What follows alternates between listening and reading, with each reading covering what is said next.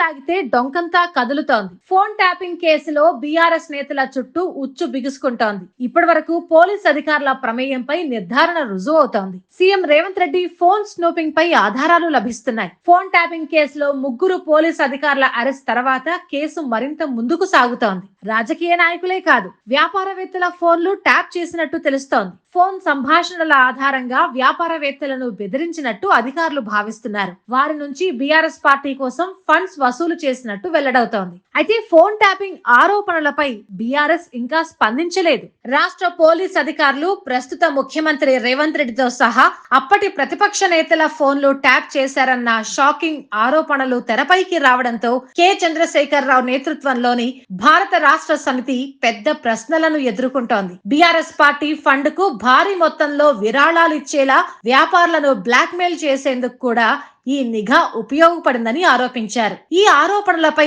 BRS ఇంకా స్పందించలేదు. దీనికి సంబంధించి ముగ్గురు సీనియర్ పోలీస్ అధికారులను అరెస్ట్ చేశారు. ఇప్పుడు అమెరికాలో ఉన్న రాష్ట్ర ఇంటెలిజెన్స్ బ్యూరో మాజీ చీఫ్ టి ప్రభాకర్ రావు పై లుకౌట్ నోటీసులు జారీ చేయబడింది.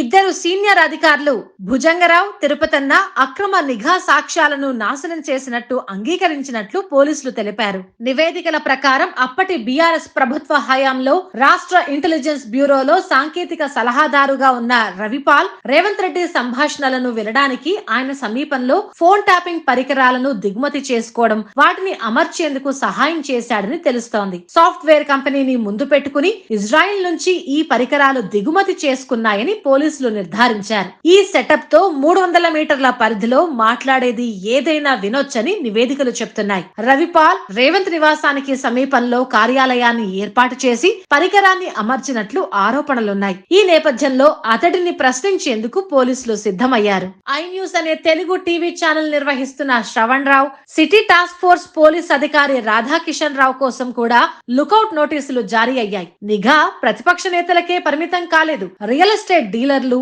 నగల వ్యాపారులు, ప్రముఖులతో సహా ప్రముఖ వ్యాపారవేత్తలు కూడా నిఘా పెట్టారు. వాస్తవానికి ఫోన్ సంభాషణలను ట్యాపింగ్ చేయడం వల్లే ఒక ప్రముఖ జంట విడాకులు తీసుకున్నట్లు నివేదికలు చెప్తున్నాయి. మొత్తం వ్యవహారం అంతా బీఆర్ఎస్ ముఖ్యులకు చుట్టుకుంటున్నట్టుగా కనిపిస్తోంది. గత సంవత్సరం సీనియర్ పోలీస్ అధికారులు తనను కిడ్నాప్ చేశారని, మాజీ మంత్రి బీఆర్ఎస్ నాయకుడు ఎర్రబెల్లి దయాకర్ రావు బంధువుకు భూమిపై సంతకం చేయమని బలవంతం చేయాలని డిమాండ్ చేశారని ఆరోపిస్తూ ఒక వ్యాపారవేత్త, బీజేపీ నాయకుడు శరణ్ చౌదరి నుండి ముఖ్యమంత్రి రేవంత్ రెడ్డికి ఫిర్యాదు కూడా అందింది. రాధాకిషన్ రావు, సీనియర్ పోలీస్ అధికారి ఏసీపీ ఉమామహేశ్వరరావు ఆగస్టు 21న కార్యాలయానికి వెళుతూ ఉండగా తనను కిడ్నాప్ చేశారని చౌదరి ఆరోపించారు. తనను అక్రమంగా నిర్బంధించారని, తన ఆస్తిని మంత్రి సమీప బంధువు విజయ్ పేరిట రిజిస్టర్ చేయించారని ఆరోపించారు. వారు అతనిని విడిచిపెట్టడానికి ముందు అతను 50 లక్షల రూపాయలు చెల్లించాలని ఒత్తిడి చేశారని పేర్కొన్నాడు. ఈ ఘటన తర్వాత తాను హైకోర్టును ఆశ్రయించానని,